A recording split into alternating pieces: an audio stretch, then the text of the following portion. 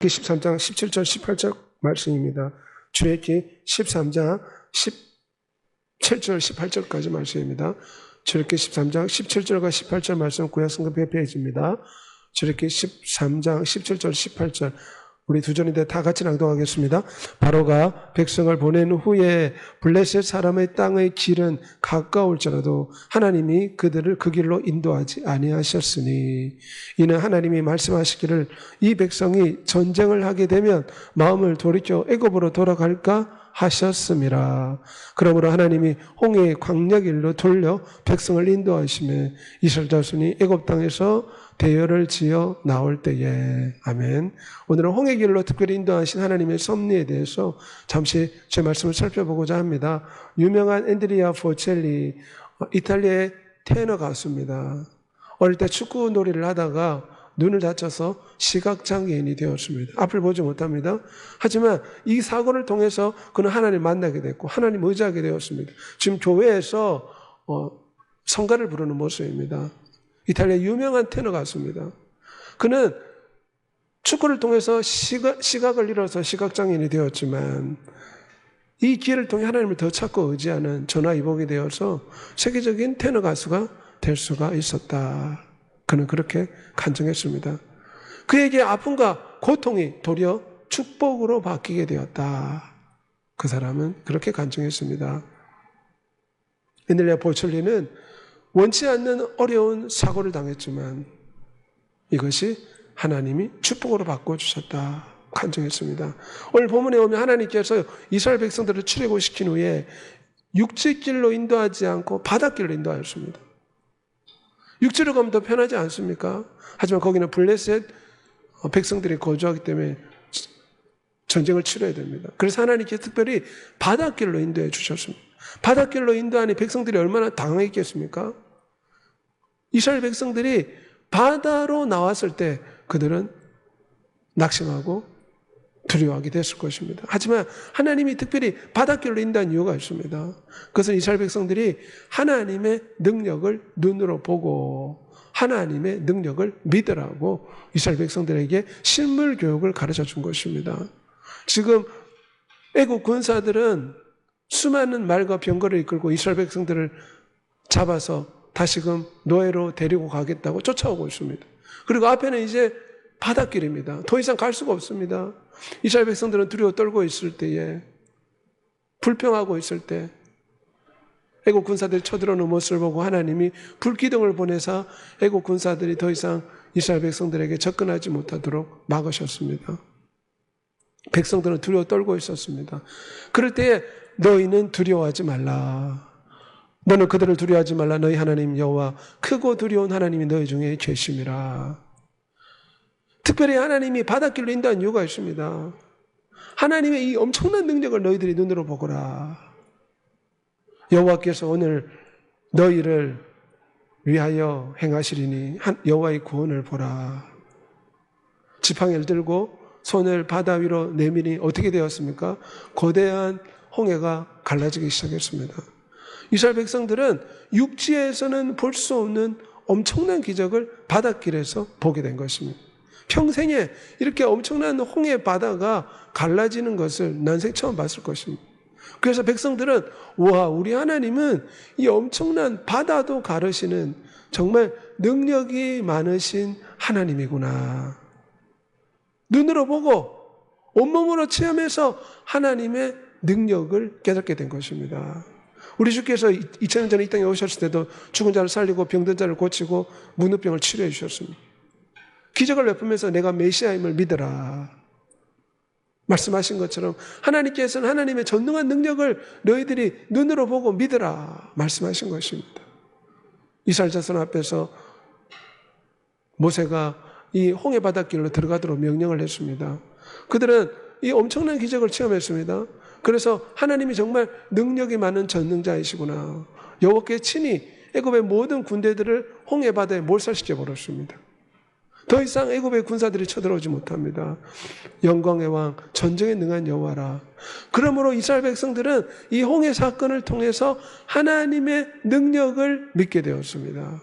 430년 동안 애굽의 종노릇 하면서 하나님이 능력이 없다고 생각했을 것입니다. 왜냐하면 종노릇 하고 있는데 어떻게 우리를 이렇게 고통 가운데 있는데 그 하나님이 왜 능력이 있느냐. 그렇게 생각했는데 이 기적을 체험하고 그는 주의 손가락으로 만드신 하늘과 주께서 베풀어 주신 달과 별 전능한 창조주의 능력을 비로소 믿게 된 것입니다. 그러므로 우리도 마찬가지입니다. 우리도 하나님이 전능하시다. 하나님의 능력이 많으시다. 우리가 이 사실을 믿어야 될 줄 믿습니다. 그래야지만이 술을 의지하지 않고 담배를 의지하지 않고 세상의 것을 의지하지 않고 하나님께 나올 수가 있습니다. 하나님이 전능함을 믿어야 됩니다. 시편 118편 6절에 여호와는 내 편이시라 내가 두려워하지 아니하리니 사람이 내게 어찌할까. 하나님의 전능함을 믿는 여러분이 되시길 바랍니다. 왜 초대교회 수많은 성도들이 순교의 자리까지 나아갔습니까? 하나님의 전능함을 믿었습니다. 그들은 우리의 생명을 빼앗아가지만 우리는 영원한 천국에서 전능한 하나님과 함께 영원히 상급을 받으며 살게 될 것이다. 우리는 하나님의 전능함을 매 순간 믿어야 됩니다. 강하고 담대하라. 두려워하지 말며 놀라지 말라. 너가 어디로 가든지 내 하나님 여호와가 너와 함께하느니라. 전능한 하나님이 함께하니 두려워하지 말라. 그런 뜻입니다. 세상 사람들은 두려워하기 때문에 마약에 손을 대고 술에 손댑니다. 왜냐하면 이 두려운 마음을 좀 안심을 시키려고 마약과 술과 담배를 의지하는 것입니다. 하지만 우리는 전능한 하나님을 매 순간 놓치지 말고 붙잡아야 될 줄 믿습니다. 호흡하듯이 매 순간 하나님은 전능하시다.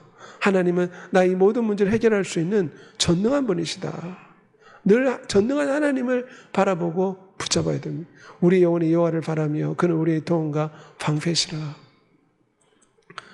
다윗이 구구절절히 전능한 하나님을 바라보지 않습니까? 죽음의 위기 앞에서 10년을 고통받은 다윗이었지만 하나님의 능력을 믿었습니다. 이 모든 일에 우리를 사랑하시는 말미암아 우리가 넉넉히 이기리라. 지금의 시련과 역경은 전능한 하나님을 통해서 이길 수 있다. 이런 믿음을 가진 여러분이 되시길 바랍니다. 그럴 때 우리는 기도로 주님 앞에 나올 수가 있습니다.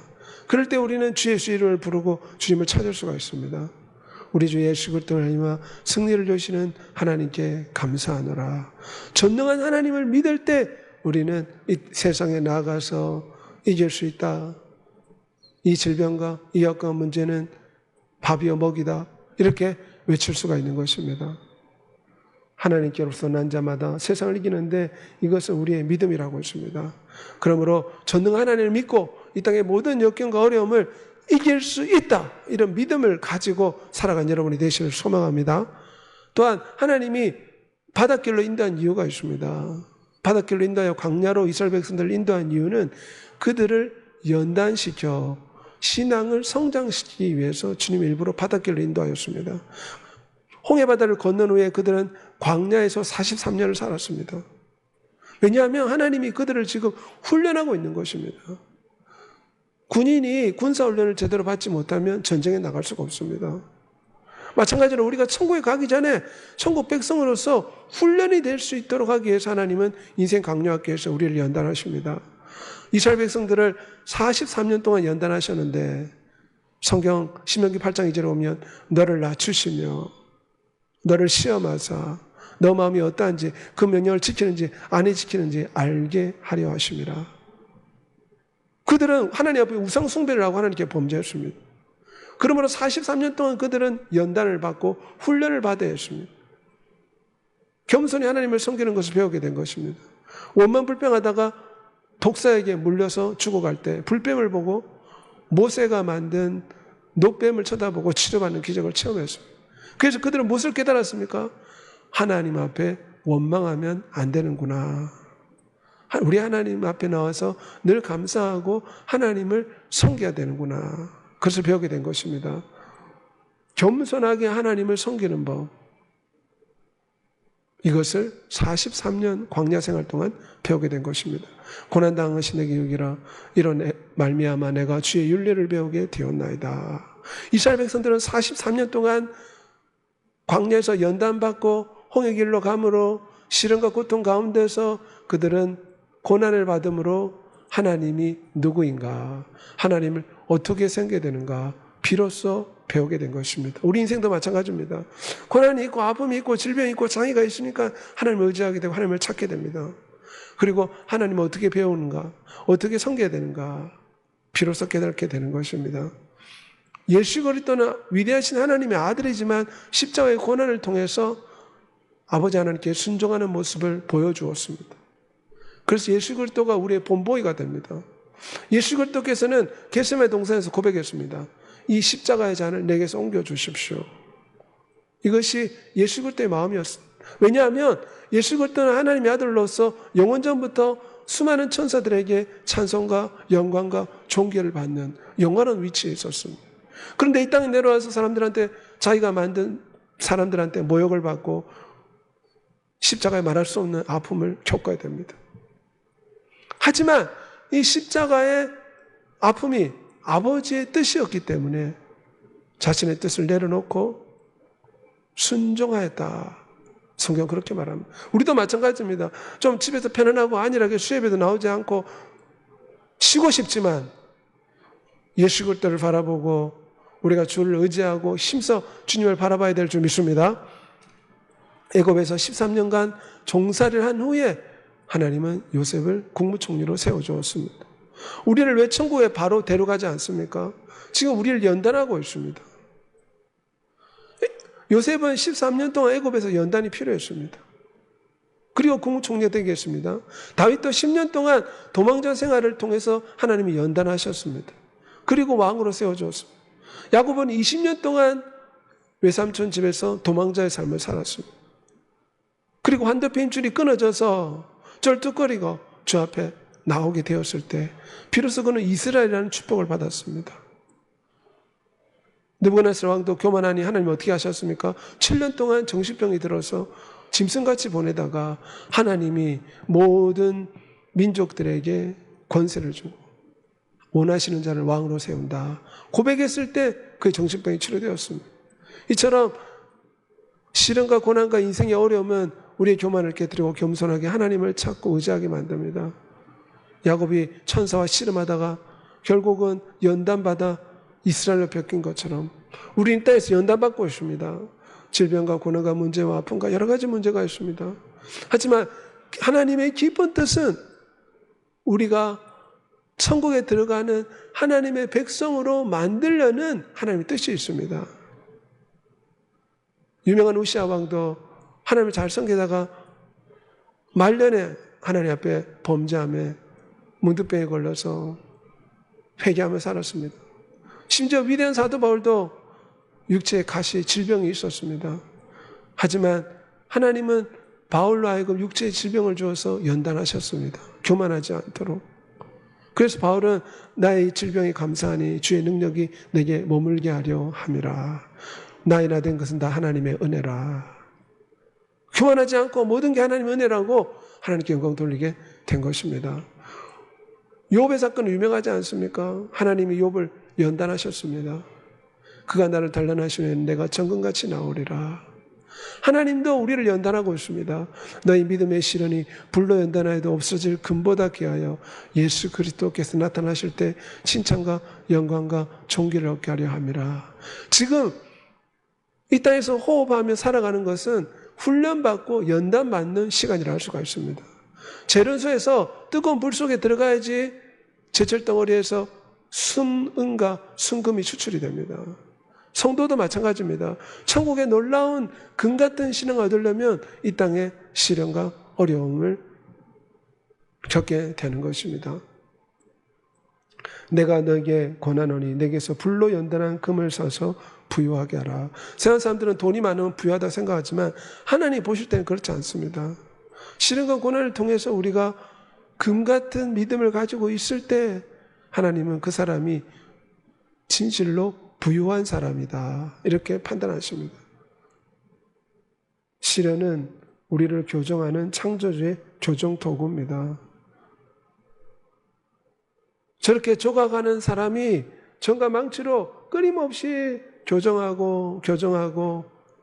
때 아름다운 조각상으로 바뀌지 않습니까? 시련과 고통은 우리를 지금 교정하고 있습니다. 우리의 고집스러움과 우리의 자아와 우리 하나님보다 우리 자신을 사랑하는 우리의 마음들을 시련과 고통을 통해서 하나님은 연단하고 계시는 것입니다.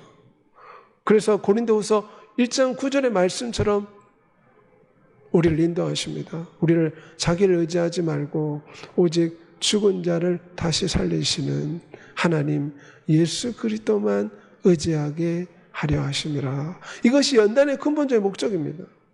우리 자신을 의지하지 않고 세상을 의지하지 않고 돈을 의지하지 않고 예수 그리스도를 기도함으로 의지하고 예배함으로 의지해야 됩니다. 그러므로 환난을 당하지만 어려움이 있지만 담대하라. 내가 세상을 이겼다. 연단을 받지만 아버지의 손에서 어느 누구도 우리를 빼앗을 수 없다. 성경 그렇게 말합니다. 다른 어떤 피조물이라도 우리를 우리 주 예수 그리스도 안에는 하나님의 사랑에서 끊을 수 없다고 했습니다.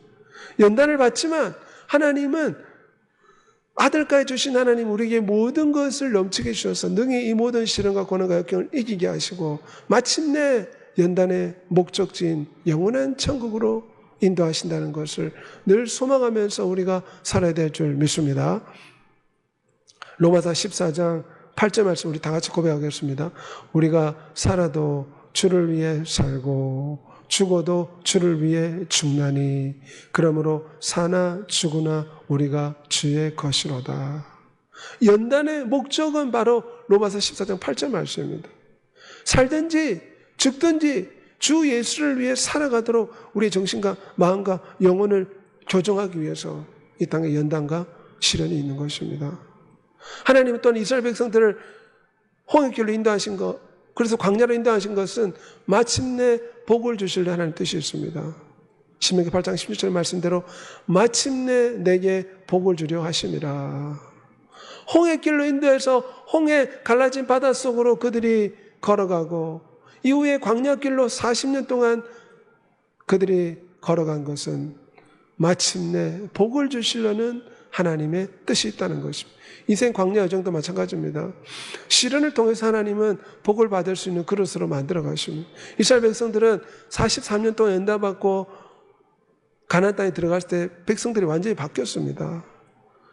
이집트 노예 생활하던 사람들이 하나님을 이제 섬기고 하나님을 의지하는 민족으로 바뀌게 된 것입니다.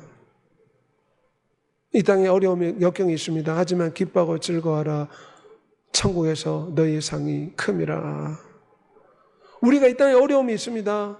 역경이 있습니다. 질병과 장애가 있을 수 있습니다. 하지만 천국에서 상이 크다 생각하고 마침내 복을 주시려는 하나님의 깊은 뜻이 있음을 알고 낙심하지 말고 좌절하지 말고 이기고 승리하고 감사하고 찬양하는 여러분이 되시길 바랍니다.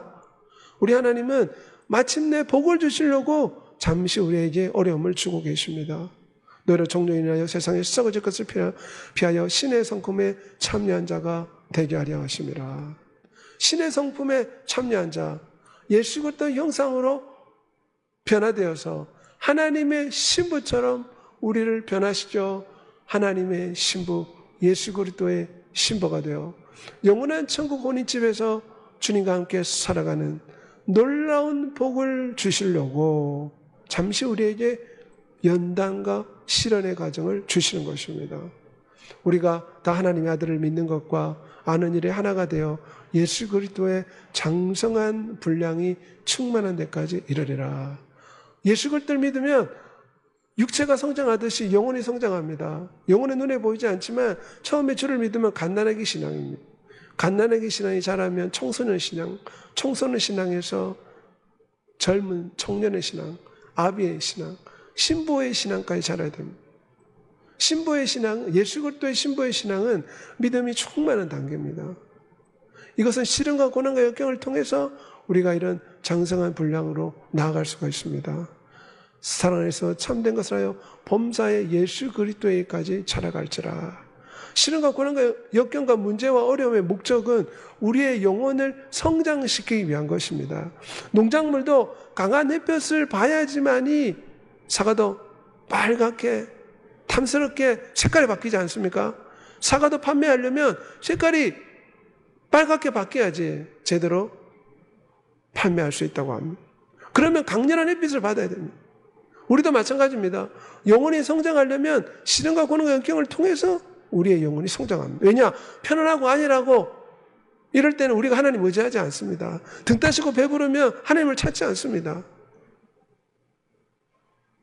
미지근해집니다. 하지만 어려움과 역경과 시련이 찾아오면 하나님 살려달라고 부르짖고 애통하게 되고, 그럴 때 우리의 믿음이 자라기 시작합니다. 그럴 때 우리의 신앙이 자랍니다. 그러므로 어려움이 있다고 하나님 원망할 것이 아니라 도리어 하나님의 깊은 뜻이 있다 생각하고 우리는 복을 주시는 하나님의 뜻임을 알고 하나님을 찾아야 될 줄 믿습니다. 천국 혼인잔치에 놀라운 복을 주시려고 하나님께서 잠시 우리에게 연단하고 계신다. 우리는 이렇게 생각하고 늘 소망 가운데 기뻐하면서 살아가야 됩니다. 늘 성령 충만한 주님의 신부가 되시길 소망합니다. 하나님은 하나님께 나아가는 자, 자기 찾는 자들에게 상을 주시는 하나님이시다. 혼인잔치를 예배할 뿐만 아니라 하나님이 우리가 노력한 만큼 상을 주시겠다고 약속하고 있습니다. 의의 면류관을 예비하심으로 주곧 의로우신 재판장이 그날에 내게 주실 것이라. 이기는 그에게는 내가 내 보좌에 함께 앉게 하여 주기를, 내가 이기고 아버지의 보좌에 함께 앉은 것과 같이 하리라. 유명한 미국의 뇌 심리학자가 발표한 유명한 이론이 있습니다. 사람이 어떻게 열심을 내고 훌륭한 성과를 거둘 수 있는가? 그것은 보상을 통해서 가능하다 합니다. 사람이 보상이 있으면 최선을 다한다고 합니다. 이게 사람의 심리라고 합니다. 그래서 올림픽에 나가는 선수들도 메달이라는 보상, 정부가 주는 금메달의 보상이 있기 때문에 목숨 걸고 나가지 않습니까? 공부하는 학생도 마찬가지입니다. 이걸 이렇게 공부하면 자격증을 취득하고 원하는 대학에 진학하고 이후에 좋은 것을 얻게 될 것이다. 이런 보상을 바라고 사람들은 노력합니다. 하나님은 우리 인간들에게 하나님이 보상해 주실 것이다. 이런 소망을 가지고 노력을 하라는 것입니다. 보상을 하면 우리가 더 많이 노력할 수가 있습니다. 주님께서 달란트 비유를 통해 말씀하지 않았습니까? 보상을 해주겠다. 우리가 노력하고 애쓴 만큼 보상을 해주겠다고 하나님은 달란트 비유를 통해 말씀하십니다. 적은 일에 충성하였으며 많은 것을 맡기니 내 주인의 즐거움에 참여라. 나는 다른 사람보다 더 열심히 전도하고 더 열심히 예배하고 기도하고 헌금하고 주님 찾고 실조하며 주님을 의지했습니다. 그러면 하나님께서 보상해 주실 줄 믿습니다. 우리는 함께 모이는 일에 절대로 소리하지 말고 서로를 격려하고 더 힘써 모이도록 합시다. 이게 다 천국의 상급이 됩니다. 날마다 마음을 갖춰 성전에 모이기를 힘을 쓰고, 우리가 뭐 시골 교회지만 우리 수요일 같은 경우도 더 많이 나와서 하나님 앞에 예배를 드려야 될 줄 믿습니다.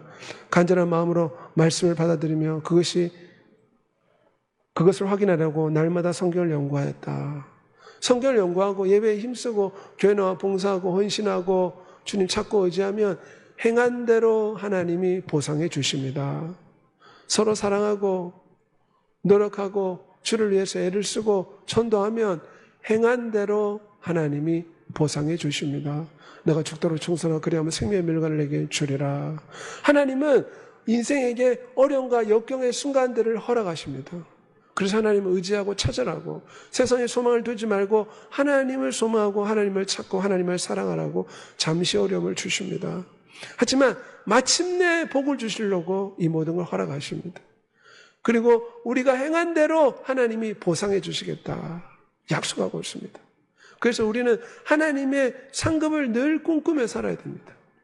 농부는 이 과일을 탐스럽게 잘 가꾸어서 내다 팔아서 소득을 얻겠다, 이런 소망이 있기 때문에 아침에도 나가고 점심도 나가며 농작물을 관리하지 않습니까?